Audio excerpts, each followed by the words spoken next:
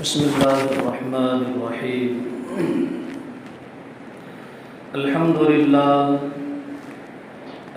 لله نحمده ونستعينه ونستغفره ونؤمن به ونتوكل عليه ونعوذ بالله من شرور أنفسنا ومن سيئات أعمالنا. من يهده الله فلا مضل له ومن يضلله فلا هادي له. ونشهد أن سيدنا ومولانا محمدا عبده ورسوله. أما بعد قال الله تبارك وتعالى: أعوذ بالله من الشيطان الرجيم. بسم الله الرحمن الرحيم. وما هذه الحياة الدنيا إلا لهو ولعب وإن الدار الآخرة لهي الحيوان. صدق الله العظيم. میرے محترم بزرگوں، اللہ رب العزت اپنی قدرت کاملہ سے اس دنیا کے نظام کو چلا رہے ہیں. ہم دیکھتے ہیں کہ اللہ رب العزت نے کتنی بڑی دنیا بنائی ہے انسانوں کے لیے.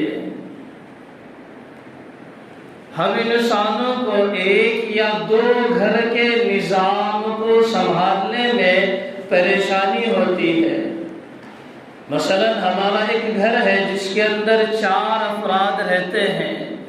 ایسے ہی اگر 2 یا 3 گھر ہو جائے تو نظام ہمارے قابو میں نہیں آتا. ہم 3 یا 4 گھروں کے نظام کو نہیں سنبھال سکتے، لیکن اللہ رب العزت اپنی قدرت کاملہ سے پوری دنیا کے نظام کو برابر چلا رہے ہیں. اور انسانوں کو اس دنیا کے اندر پیدا فرمایا مقصد کے تحت. انسان دنیا کے اندر ایک دن بھی اپنی مرضی کے مطابق نہیں گزار سکتا. اپنی مرضی کے مطابق انسان ایک دن بھی نہیں گزار سکتا دنیا کے اندر. کئی لوگوں نے کوشش بھی کی ہوگی کہ ہاں ہم ایک دن اپنی مرضی کے مطابق گزار کر دکھائیں گے، لیکن ناکام ہو گئے. سامنے آ جاؤ، سامنے آ جاؤ. ابھی بات میرے کو بھی کرنے آسانی ہو جاتی، آپ لوگوں کو بھی سننے میں ذرا آسانی ہو جاتی. قریب آ گئے تو دنیا کے اندر ایک انسان بھی اپنی مرضی کے مطابق زندگی نہیں گزار سکتا. کئی لوگوں نے کوششیں بھی کی ہے کہ ہم خدا کے نظام کو بدل کر اپنی مرضی سے دنیا کے اندر زندگی گزار کر بتائیں گے، لیکن وہ کامیاب نہ ہو سکے. کئی مثالیں کتابوں کے اندر ایسی لکھی ہے کہ لوگوں نے یہ دعویٰ کیا تھا کہ ہم گزار کر بتائیں گے، ہم دنیا کما کر بتائیں گے، ہم ایسا کر کے بتائیں گے، ہم ویسا کر کے بتائیں گے، لیکن کامیاب نہ ہو سکے. ہماری تاریخ کے اندر ایک بادشاہ گزرا ہے، یزید بن مروان یا یزید بن عبد الملک کے نام سے، جو عمر بن عبد العزیز رحمۃ اللہ علیہ جو خلیفہ گزرے تھے، ان سے پہلے کا یہ بادشاہ تھا، ان سے پہلے کا یہ خلیفہ تھا. اس نے بھی ایک ایسا دعویٰ کیا تھا کہ میں ایک دن اپنی مرضی سے گزار کر بتاؤں گا. صرف ایک دن. بادشاہ ہے، خلیفہ ہے، ایک دن اپنی مرضی کے مطابق زندگی گزار کر بتاؤں گا. تو اس نے اپنے درباریوں کو حکم دیا کہ سارے جتنے بھی مزدور ہیں میرے دربار کے اندر، جتنے بھی کام کرنے والے ہیں، وہ سارے محل سے باہر چلے جائے اور محل کا دروازہ بند کر لے. محل کے اندر ایک دن میں خوشی کے ساتھ بتانا چاہتا ہوں، خوشی منانا چاہتا ہوں، اپنی مرضی کے مطابق زندگی گزارنا چاہتا ہوں. سارے لوگ چلے گئے، دروازہ بھی بند کر لیا۔ اس کی ایک باندی تھی، یہ بیوی نہیں تھی، یہ باندی تھی۔ بیوی الگ ہوتی ہے، باندی الگ ہوتی ہے۔ تو باندی سے وہ بہت زیادہ عشق کیا کرتا تھا، تو اتنا عشق کے اندر ڈوبا ہوا تھا، اپنے ہاتھوں سے اپنی باندی کو انگور کھلا رہا ہے، اور خدا کے سامنے یہ چیلنج کیا تھا کہ ایک دن اپنی مرضی سے گزاروں گا، خوشی مناؤں گا، قانون کو ہٹا کر، اللہ رب العزت کی مرضی کو ہٹا کر اپنی زندگی میں گزار کر بتاؤں گا اپنی زندگی۔ میرے محترم بزرگ دوستو، اللہ رب العزت کا قانون ہے کہ انسان دنیا کے اندر ایک دن بھی اپنی مرضی کے مطابق نہیں گزار سکتا۔ گزارنا بھی چاہے تو کہیں نہ کہیں اٹک جاتا ہے، یا یوں کہہ لو کسی نہ کسی ذریعے سے اللہ رب العزت اسے اٹکا دیتے ہیں، کیونکہ ہمارے قانون کے خلاف چل کر یہ انسان کام کرنے لگا ہے، ہم کہیں نہ کہیں اسے اٹکائیں گے۔ بادشاہ ہے، دروازے بھی بند ہے، اب محل کے اندر باندی ہے اور وہ بادشاہ ہے، اپنے ہاتھوں سے باندی کو انگور کھلا رہا ہے، بس ایک انگور کا دانہ، وہ بڑے بڑے انگور ہوتے ہیں جس کے اندر بیج وغیرہ بھی ہوتے ہیں انگور کے اندر، ہمارے پاس تو عام طور سے وہ نظر نہیں آتے، لیکن ایک بڑا سائز کا انگور بھی ہوتا ہے جس کے اندر باریک باریک جواری کے دانے کے جیسے دانے ہوتے ہیں، وہ دانہ سانس کی نلی کے اندر چلا گیا۔ ہمارے جو حلق کی جو نلیاں ہوتے ہیں، ایک سانس کی ہے، ایک کھانا جانے کی ہے، یہ دو نلیاں ساتھ چلتی ہیں۔ جب انسان کھانا کھاتا ہے تو سانس کی نلی کے اوپر اللہ رب العزت پردہ لگا دیتے ہیں، سانس کی نلی کے اوپر پردہ لگا دیتے ہیں، اور کھانے کی نلی سے کھانا اندر چلا جاتا ہے۔ کتنا بڑا نظام ہے اللہ رب العزت کا، کھانا کھائے تو کھانے کی نلی کے اندر جائے، سانس لے تو سانس کی نلی کے اندر چلا جائے۔ لیکن وہ انگور کا دانہ وہ بادشاہ کھلا رہا ہے اپنی باندی کو، محبت کے اندر چیلنج کیا تھا، تو وہ انگور کا دانہ اس سانس کی نلی کے اندر چلا گیا، وہی اس کی سانسیں رک گئی اور وہی اس کا انتقال ہو گیا۔ کیا دعویٰ کیا تھا اس بادشاہ نے کہ میں ایک دن خوشی سے بتانا چاہتا ہوں، اپنی مرضی سے کرنا چاہتا ہوں، دنیا کے اندر ایک دن اپنی مرضی سے زندگی گزارنا چاہتا ہوں، تو اللہ رب العزت نے اسے ہٹکا دیا۔ یہی خوشی کا دن اس کا ماتم میں تبدیل ہو گیا، خوشی کا دن ماتم کے اندر تبدیل ہو گیا۔ دروازے بند ہے، اب اندر اس باندی کا انتقال ہو گیا، ایک انگور کے دانے کی وجہ سے ماتم کے اندر تبدیل ہو گیا۔ اب بادشاہ پریشان ہے، رو رہا ہے، دعویٰ کیا تھا خوشی سے بتاؤں گا، اب وہی دن ماتم کے اندر تبدیل ہو گیا، رو رہا ہے۔ یہ رونے کا سلسلہ تقریباً 3 دن تک چلا ہے۔ یزید بن عبد الملک 3 دن تک وہ اپنی باندھی کو سامنے رکھ کر عشق کے اندر رو رہا ہے، چیلنج کیا تھا خوشی کے اندر بتاؤں گا، ماتم کے اندر وہ دن اس کا بدل گیا۔ پھر بعد میں اس کے بھائی نے اس ناش کو ان کے پاس سے چھینا اور تجہیز و تکفین کر دی۔ میرے محترم بزرگ و دوستو، بتانے کا یہی مقصد ہے کہ یہ دنیا اللہ رب العزت نے بنائی ہے، اور اس کا نظام بھی اللہ رب العزت چلا رہے ہیں، اور انسان ایک دن بھی اپنی مرضی کے مطابق نہیں گزار سکتا، ایک دن بھی، یا یوں کہہ لو ایک سانس بھی بندہ اپنی مرضی کے مطابق نہ اندر لے جا سکتا ہے، نہ اندر سے باہر چھوڑ سکتا ہے۔ سانس بھی اللہ رب العزت کے مرضی کے مطابق اندر جاتی ہے، باہر آتی ہے، کسی کا کوئی کنٹرول نہیں ہے اس کے اوپر کہ اپنی مرضی سے سانس اندر لے جائے اور اپنی مرضی سے باہر داخل کرے، باہر نکال دے۔ یہ سب اللہ رب العزت کے قبضے قدرت کے اندر ہے۔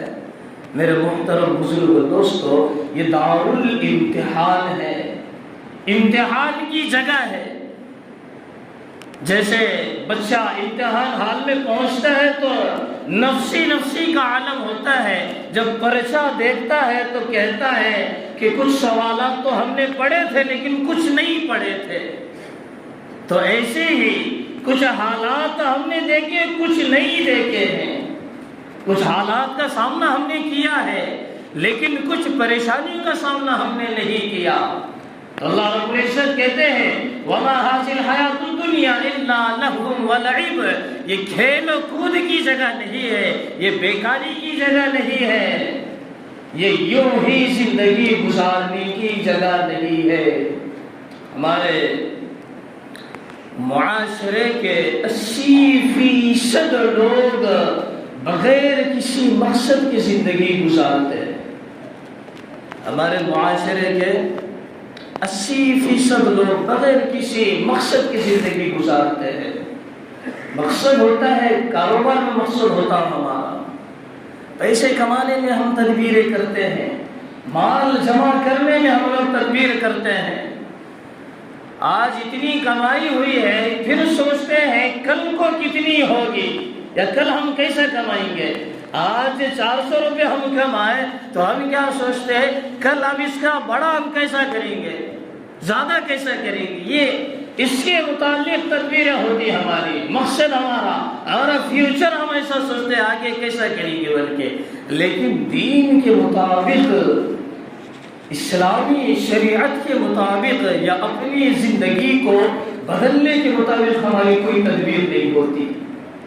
اپنی زندگی کو بدلنے کے مطابق ہم تدبیریں نہیں کرتے۔ ہمارا مسلمان اپنے گھر کے معاملات میں بڑا سخت ہے لیکن دینی معاملات میں سخت نہیں ہے۔ گھر کے معاملات میں اگر 10 روپے ادھر کی ادھر ہو گئے تو مہابھارت چھڑ جاتی ہماری۔ کیا ہو جاتی؟ مہابھارت ہم چھیڑ لیتے کہ 10 ادھر کیسا ہو گئے۔ لیکن دین کے معاملے میں کئی احکامات ادھر سے ادھر چلے جا رہے ہیں، احکامات میں زمین و آسمان کا فرق ہو جا رہا، لیکن ہمارے دماغ میں، ہمارے سر میں جوں بھی نہیں رہی تھی، جوں بھی نہیں رہی کئی احکامات۔ اب مثال کے طور پہ نمازی سے لے لو، مثال کے طور پہ نمازی سے لے لو، ہمارا 80% نوجوانوں کا عملہ، 80% نوجوانوں کا عملہ نماز نہیں پڑھتا۔ کس کی غلطی ہے یہ؟ کس کو ہم بولیں گے جا کے؟ نوجوانوں کا 80% ایسا ہے۔ عید کے موقع پر اگر ہم دیکھیں تو ایسی تعداد کے اندر ہم جمع ہوتے ہیں جیسا اب اللہ رب العزت کی جانب سے اب کتنا بڑا انعام ہے، کتنے پیسے ہم کو دیے جا رہے ہیں عید کا موقع ہے تو۔ لیکن یہ نماز اصل ہے، یہ جو اللہ رب العزت نے نمازیں ہم کو دی ہیں یہ نماز اصل ہے۔ کئی نمازیں ہم جان بوجھ کر چھوڑ دیتے ہیں۔ میرے محترم بزرگ اور دوستو، ہم اپنے صحابہ کی تاریخ اٹھا کر دیکھیں، چونکہ یہ شعبان کا مہینہ ہے، اپنے ذہنوں کو درست کرنے کی ضرورت ہے، اپنے دماغوں کو، اپنے دلوں کو سارے خرافات سے پاک کرنے کی ضرورت ہے۔ دل کے اندر اگر کسی کے بارے میں کینہ، کپٹ، بغض، عداوت ہے وہ بھی صاف کرنے کی ضرورت ہے۔ شعبان کا سب سے بڑا عمل ہے یہ، یعنی یوں کہہ لو یہ سب سے بڑی عبادت ہے رمضان کے استقبال کے اندر، رمضان کی تیاری کے اندر یہ سب سے بڑی چیز ہے کہ اپنے دل کو صاف کرنا، اپنے دل کو صاف کرنا، کہ کسی کے بارے میں کوئی بغض و عداوت نہیں ہے، ہم سب کو ایک نظریے سے ہم لوگ دیکھتے ہیں۔ یہ چیز ہمارے دلوں کے اندر داخل ہونا ضروری ہے۔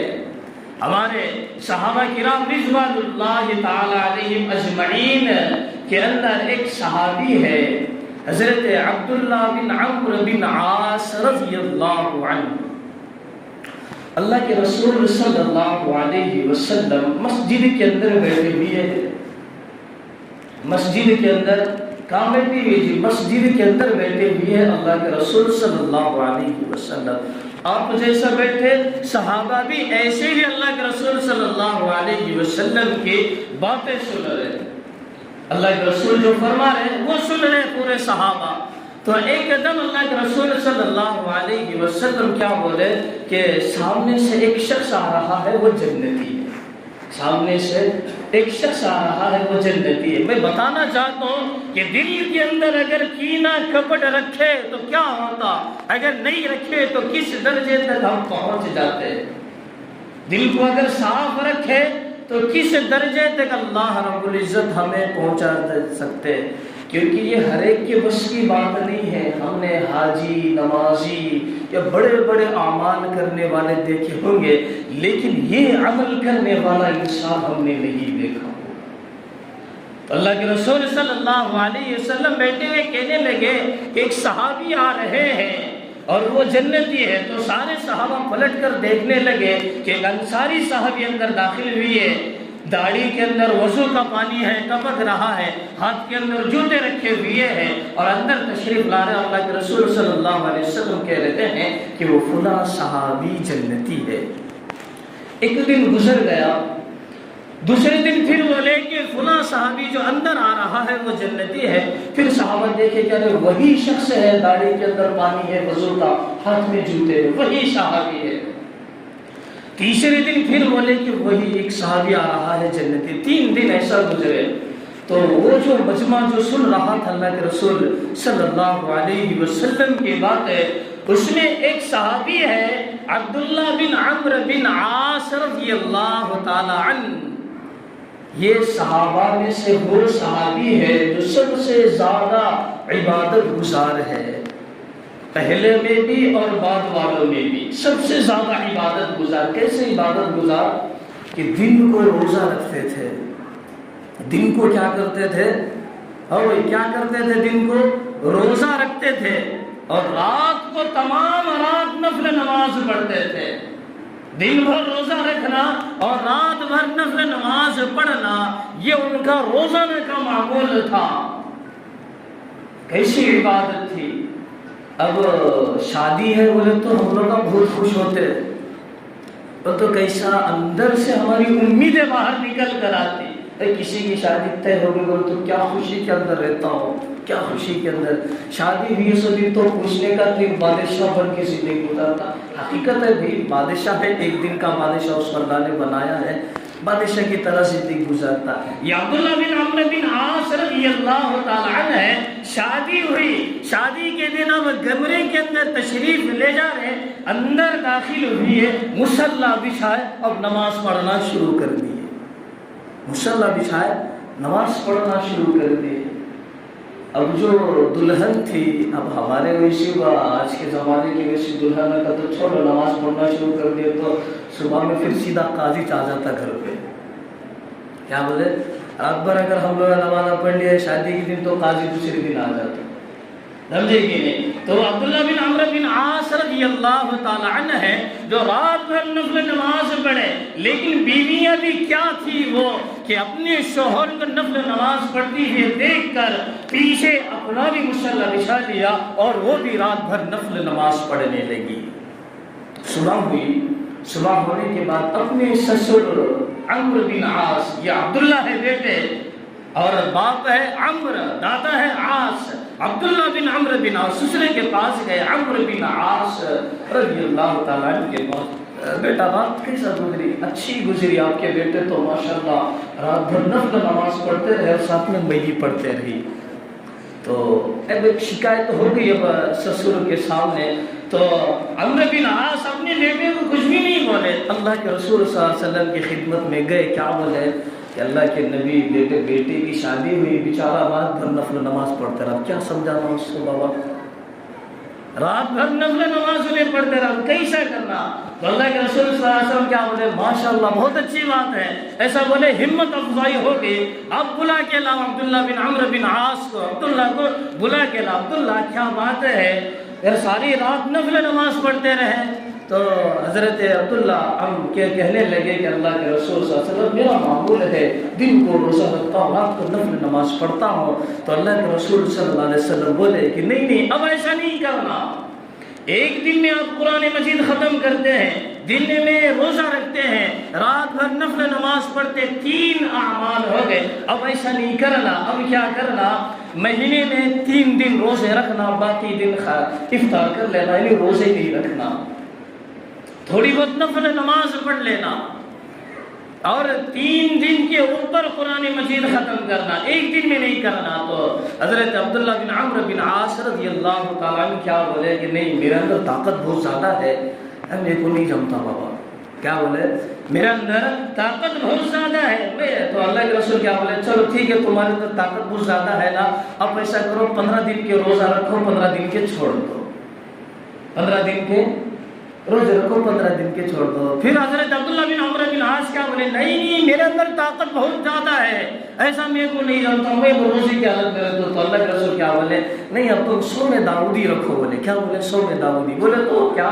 ایک دن روزہ رکھنا، ایک دن افطار کرنا، ایک دن روزہ رکھنا، ایک دن چھوڑ دینا، پھر روزہ رکھنا، پھر چھوڑ دینا، یعنی ایک دن آڑ کے ذریعے سے روزہ رکھنا اور 3 دن میں قرآن مجید ختم کرنا، بس یہی اپنے معمولات کے اندر بنا دو۔ تو بات شروع ہوئی تھی کہ صحابہ کا مجموعہ مسجد کے اندر بیٹھا ہوا تھا، اللہ کے رسول کیا بولے کہ ایک صحابی آئے جنت میں، یاد ہے نا، یہ بولے تھے نا، اور جی صاحب یہ بولے تھے نا کہ ایک مجموعہ بیٹھا تھا، ایک صحابی اندر آئے، کیا بولے جنتی ہے اس کو دیکھو۔ 3 دن گزر گئے تو وہ مجمع کے اندر عبداللہ بن عمرو بن عاص بھی بیٹھے والے تھے۔ کیا تھے؟ انہوں بھی بیٹھے والے تھے۔ کیا بولے؟ ارے پریشان ہو گئے، بھی ایسا کون سا عمل ہے، میں تو دن بھر روزہ رکھتا ہوں، رات بھر نفل نماز پڑھتا ہوں، ایک دن میں قرآن مجید صبح سے شام تک ختم کر دیتا ہوں، اب ان کے پاس ایسا کون سا عمل ہے کہ جنت کی بشارت ان کو ملی، جنت کی بشارت ان کو ملی، ایسا کون سا عمل ان کے پاس ہے؟ تو اٹھے، وہاں سے اٹھنے کے بعد اب ایک بہانہ چاہیے تھا ان کے گھر میں قیام کرنے کا۔ اب گئے ان کے گھر میں، تھوڑا ادھیڑ عمر کے تھے، کیا بولے چچا جان میرے والد صاحب ذرا ناراض ہے جی، میرے کو 2-3 دن قیام کرنے کی اجازت دے دو گھر میں۔ کیا بولے وہ صحابی جن کو جنت کی بشارت ملی تھی، حضرت عبداللہ بن عمرو بن عاص ان کے پاس گئے، جو نفلی نمازی بھی ہے، روزی بھی ہے، قرآن مجید روزانہ ختم کر دے۔ کیا بولے میرے والد صاحب ذرا ناراض ہے جی، تھوڑا 2-3 دن قیام کرنے کی اجازت میرے کو دے دو۔ تو اچھا بیٹا ٹھیک ہے، 2-3 دن قیام کر لو میرے گھر پہ۔ تو رات ہوئی، شال اوڑھ لیے، چادر اوڑھ لیے، چادر کو ایک سوراخ کرے، میں دیکھتے رہو تو رات بھر میں کون سا عمل کرتے کی۔ اب ظاہر سی بات ہے جنت کی بشارت ملی، یا مثلا میرا اور آپ کا معاملہ لے لو، اگر کسی کو 1 کروڑ روپے ملے تو ہم کیسا دیکھتے، کہاں سے ملے بھائی، کون سا کام کر لیا انہیں، ہم بھی وہی سچ کام کرنا، ہم کو بھی پیسے ملنا بولتے، کیا ویسا بولتے نا جی، اب ہم کو بھی ملنا، ایسا کون سا انہیں کام کرنا بولتے ہیں۔ تو وہی صحابی گھر کے اندر گئے، چادر اوڑھ لیے، چادر کو سوراخ کرے کہ اب میں رات بھر دیکھتے رہتا ہوں ایسا کون سا عمل ہے ان کے پاس کہ ان کو جنت کی بشارت ملی۔ وہ بزرگ آئے، بستر پہ بیٹھے، اللہم بسمک اموت واحیا بول کے سو گئے۔ یہ عمل، دوسرا کوئی عمل نہیں ہے بھئی۔ وہ حضرت عبداللہ بن عمرو بن عاص کیا بولے، اب اٹھیں گے، جب اٹھیں گے، اب اٹھیں گے، 12 بج گئے، 1 بج گئے، 2 بج گئے، 4 بج گئے، نہیں، صبح کی اذان کو اٹھے۔ وہ بزرگ کیا کرے، صبح کی اذان کو اٹھے۔ تو حضرت عبداللہ بن عمرو بن عاص کیا بولے کہ ہوگا تھک گئے ہوں گے، کل دیکھ لیں گے کون سا عمل ہے کیا ہے بول کے۔ اب کل ایسا کرے، چادر اوڑھ لیے، چادر کو سوراخ کرے، دیکھ رہے۔ اب وہ بزرگ آئے، اللہم بسمک اموت واحیا بولے، بیچ کے سو گئے، سب سو گئے۔ 3 دن ایسے گزر گئے تو کیا بولے، ارے ایسا کیسا ہو گیا، 3 دن گزر گئے، کوئی عمل ایسا نظر نہیں آیا کہ جنت کی بشارت ان کو مل جانا، کون سا عمل ہے، کوئی جوڑش نہیں ہے اندر، اب کوئی جوڑش نہیں، ایسا کون سا عمل ہے۔ پریشان ہو گئے، میں 3 دن سے دیکھ رہا ہوں اللہم بسمک اموت بول کے سب بیٹھ کے سو جا رہے، ایسا کون سا عمل بھی نظر نہیں آ رہا۔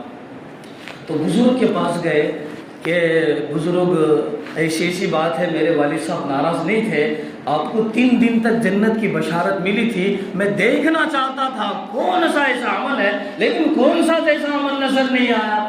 تو انہیں کون سا بھی ایسا عمل نہیں ہے بیٹا بولے۔ حضرت عبداللہ بن عمرو ایسا جانے لگے، دروازے تک پہنچے، بیٹا رک جاؤ بتاتا ہوں بولے، رک جاؤ بتاتا ہوں بولے۔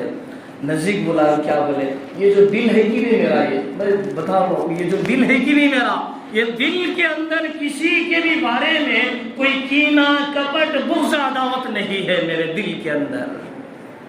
کینہ، کپٹ، بغض، عداوت، دشمنی، اس کے بارے میں وہ سوچنا، اس کے بارے میں وہ سوچنا، انہیں تچ کما لیا، انہیں ایسا کر لیا، انہیں اتنا اندر کر لیا، یہ کسی کے بھی بارے کے اندر میں ایسا نہیں سوچتا ہوں۔